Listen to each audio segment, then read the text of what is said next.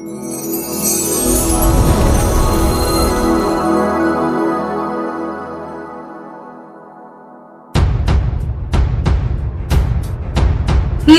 alat bukti ini menuju penetapan tersangka ada keterlibatan parpol babak akhir kasus Subang terungkap.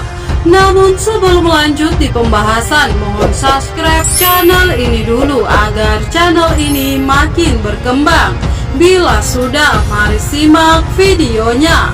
Meski ada pakar supranatural yang menyatakan kasus Subang terkait dengan keterlibatan salah satu parpol, namun tim penyidik akan tetap bergerak dengan alat bukti ini guna mengungkap pelakunya.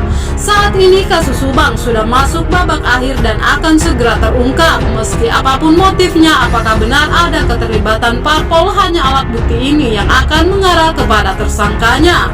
Hingga saat ini belum ada update keterangan dari Polda Jawa Barat soal perkembangan pengungkapan kasus Subang.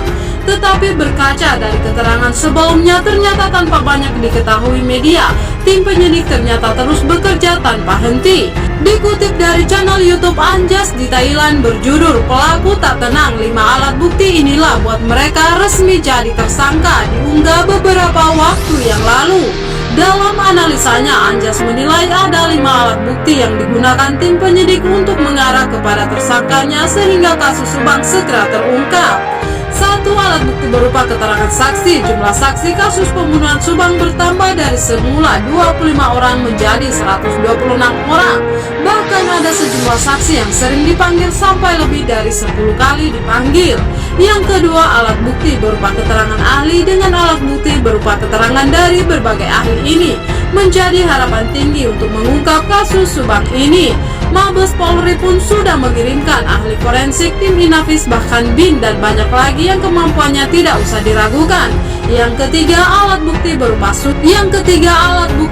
surat. Surat itu mirip ke berita acara pemeriksaan bab. Misalnya ada ahli yang menemukan sejumlah temuan seperti jejak DNA atau jejak. Yang keempat, alat bukti berupa petunjuk, contohnya tes kebohongan anjing pelacak, jejak kaki, sidik jari atau DNA. Semua berupa petunjuk yang sekarang mencapai 216 alat bukti, baik keterangan ahli, surat, dan petunjuk saling berhubungan, kata Anjas. 5. Alat bukti kelima adalah keterangan dari terdakwa. Penyidik sebenarnya sudah mendapatkan beberapa alat bukti yang valid, bahkan banyak alat bukti yang sudah dikantongi penyidik dari kepolisian dalam kasus Subang ini, ujarnya. Sementara itu, dalam tayangan terbarunya di channel YouTube sebelum pukul 3, pakar supranatural Bang Cecep mengakui didatangi entitas almarhumah Amel lewat mimpinya. Dikutip dari channel YouTube sebelum pukul 3 dengan judul "Ciri-ciri pelaku dan pembantu dalam kasus Subang menurut perspektif entitas Amel", yang diunggah Kamis 5 Mei 2022 malam. Yang menarik dari salah satu dialog dengan entitas almarhum Amel adalah bahwa ada tamu yang datang saat ayahnya Yosep tidak ada di TKP dan kakaknya Yoris tidak ada di situ. Mereka menanyakan di mana papa, yang dimaksud adalah Yosep. Kemudian terjadi keributan antara tamu dengan Amel dan tamu merasa kesal dengan Tuti. Ada kepentingan politik, mereka menagih sesuatu berkaitan parpol. Mereka menagih sesuatu namun tidak disebutkan parpol apa.